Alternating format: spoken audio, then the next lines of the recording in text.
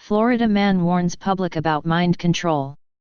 Back in the day, we covered the fear of cell phones and Wi-Fi promoted by people who are very, very confident that whatever electromagnetic waves they put out must cause cancer, or a host of other really, really nasty problems.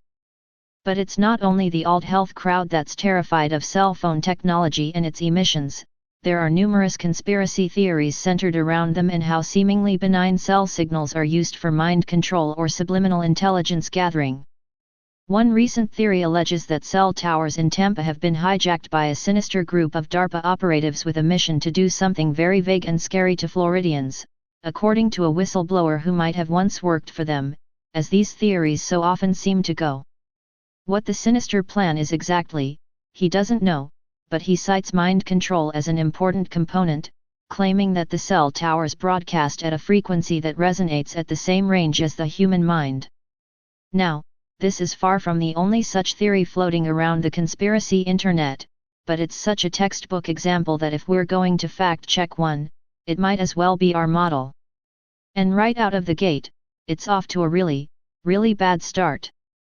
Virtually everything presented to convince us of DARPA's nefarious plot rests on emails from a whistleblower named Paul Bacho, who at some point held the DOE's equivalent of a top-secret clearance and worked at Los Alamos. Nothing bizarre or suspicious in that. More than 1 million people hold some sort of security clearance nowadays, so it really isn't much of a stretch to see Princeton alums with PhDs in computer science working for the government and having a high-level security clearance. In fact, it often happens to comp sci people who come from top-notch colleges, since they do research funded by government agencies that can often deal with secret information related to weapons, intelligence, and infrastructure. What was suspicious, however, is seeing bizarre, disjointed ramblings in the quoted emails making claims that even a cursory Google search would quickly flag as ridiculous. For example, to give the notion that cell towers are broadcasting telepathic or mind-altering waves a patina of plausibility, the theory says that human thoughts resonate at 450 MHz, and that's the secret reason why there's an FCC ban on radio stations broadcasting in the 400 MHz to 700 MHz frequency range.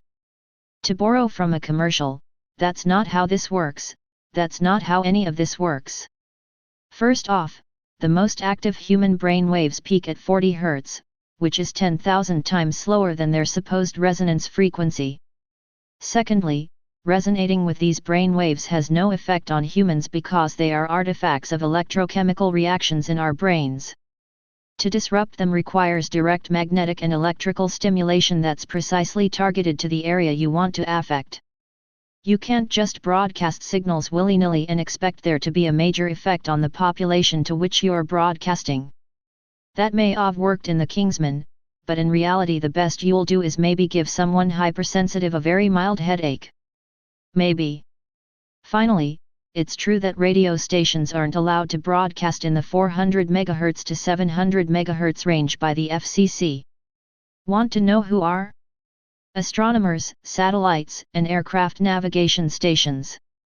Wouldn't airplanes flying overhead and radio astronomy dishes mess with our minds and be called out in the cited emails? And why would this frequency band be considered in Europe for public safety organizations? Seriously, who is this alarmingly ignorant whistleblower anyway? And that brings us to Dr. Paul Bacho. Did you notice that I really tried to avoid attributing any of this conspiracy theory claims directly to him? That's because after a few minutes of digging, it's pretty apparent that a man named Paul Bacho exists, that he has a doctorate in comp sci from a respected, prestigious institution, and he does mathematical research. But he's not a scientist affiliated with DARPA, and he didn't work for the DOE in Los Alamos. Instead, he's a trader who designs high-performance trading software as an SVP at Citi. His only link to this whole thing is that he lives in Tampa, so what I've seen leads me to believe that someone is using his identity to advance his or her own conspiracy theory under the guise of a supposed whistleblower who looks like he fits the bill. After all, he seems like a fairly typical middle-aged guy you can picture working in a nondescript office with computers, and he has a background in computer science you can legitimately highlight. But since he's presenting papers on how to build a better trading algorithm, and his LinkedIn profile strangely omits a clearance that would be a big asset on his resume, or any work done with a DOE clearance for some reason which is also a big plus to most employers, his DARPA whistleblower status seems highly doubtful. So let's recap. We have a theory which claims that cell towers are trying to control the minds of Floridians, ripping off many comics and books for their main story, uses a buzzword salad that doesn't get a single thing about the human brain right, and is based on a claim just 1 minute of searching shows to be completely wrong.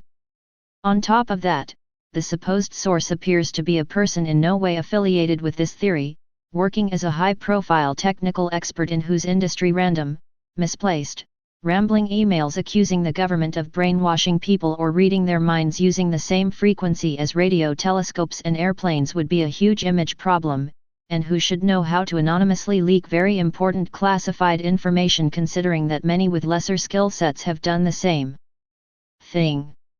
Notice how a real whistleblower with explosive revelations like Snowden leaked top-secret documents. He set up encrypted channels to contact serious reporters, not sent screeds addressed to entities that he held responsible for evil doings to random websites. So if you live or work in or near Tampa, don't worry. Your cell phone and local towers aren't out to take over your brain. But do a search for your name once in a while. You never know who may be using it or why. Stay paranoid, my friends.